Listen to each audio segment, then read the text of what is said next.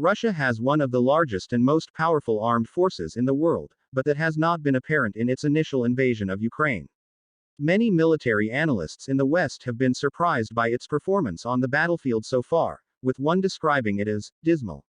Military advances appear to have largely stalled, and some now question whether it can recover from the losses it has suffered. Russia's first mistake was to underestimate the strength of resistance and the capabilities of Ukraine's own smaller armed forces. Russia has an annual defense budget of more than $60 billion, compared with Ukraine's spending of just over $4 billion. At the same time, Russia, and many others, appear to have overestimated its own military strengths.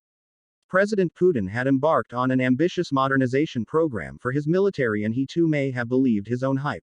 Russia's investment had been spent on its vast nuclear arsenal and experimentation, that included developing new weapons such as hypersonic missiles. Russia is supposed to have built the world's most advanced tank, the T-14 Armata. But while it has been seen on Moscow's Victory Day parade on Red Square, it has been missing in battle. Most of what Russia has fielded are older T-72 tanks, armored personnel carriers, artillery and rocket launchers.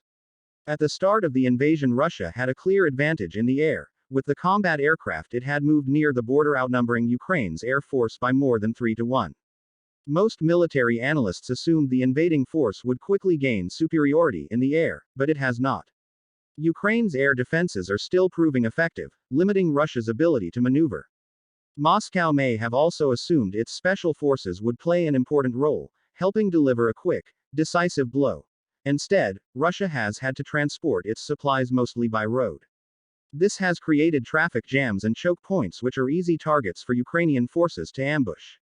Some heavy armor has gone off-road, only to get stuck in mud, reinforcing an image of an army that has become bogged down. Meanwhile, Russia's long armored column from the north that was captured by satellites has still failed to encircle Kyiv. The most significant advances have come from the south, where it has been able to use rail lines to resupply its forces.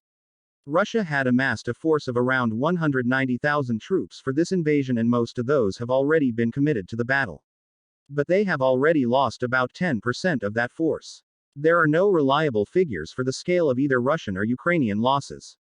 Ukraine claims to have killed 14,000 Russian troops, though the US estimates it is probably half that number. Russia has struggled with the basics. There is an old military saying that amateurs talk tactics while professionals study logistics. There is evidence that Russia has not given it enough consideration. Armored columns have run out of fuel, food and ammunition. Vehicles have broken down and been left abandoned, then towed away by Ukrainian tractors. Western officials also believe Russia may be running low on some munitions. It has already fired between 850 and 900 long-range precision munitions, including cruise missiles, which are harder to replace than unguided weapons. US officials have warned Russia has approached China to help address some of its shortages. In contrast, there has been a steady flow of Western-supplied weapons going into Ukraine, which has been a boost for its morale. The US has just announced it will be providing an additional $800 million in defense support. As well as more anti-tank and anti-aircraft missiles, it is expected to include Switchblade, which is a small, US-developed, kamikaze drone that can be carried in a backpack before being launched to deliver a small explosive at targets on the ground. Western officials still warn that President Putin could double down with greater brutality. They say he still has enough firepower to bombard Ukrainian cities for a considerable period of time. Despite the setbacks, one intelligence official said President Putin was unlikely to be deterred and may instead escalate. He likely remains confident that Russia can militarily defeat Ukraine.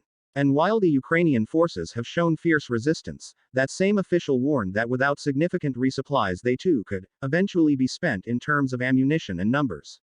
The odds may be better than when the war first started, but they still seem stacked against Ukraine.